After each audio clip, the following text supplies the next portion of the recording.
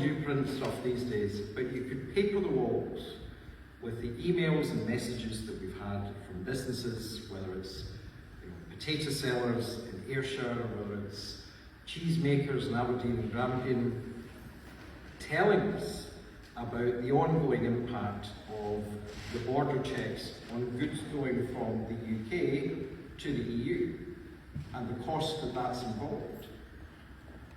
So that really is the priority, the number one issue. Our friends at Aston University did a survey 2 weeks ago, and Professor Dew found that there could be a 22% rise in agri-food trade between the UK and the EU if we had a full and maximalist veterinary agreement. So that, for me, for business, that's the number one priority. That will get us the biggest bang for our buck in terms of improving the economy, helping small business out of this process.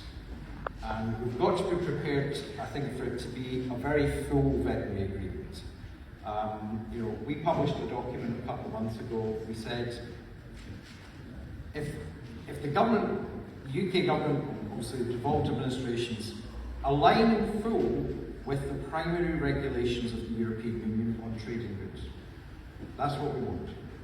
Because it doesn't give you access to the single market the way we had before. I read very closely Michel Barnier's book, giving his account of the whole process. And Michel Barnier talks eloquently about the ecosystem of the single market.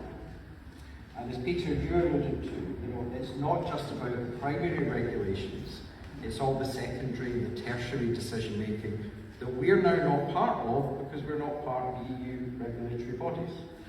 So we can't get back to exactly where we were before 2021 through alignment. But what alignment does is it mitigates the extra costs that business has faced since 2021.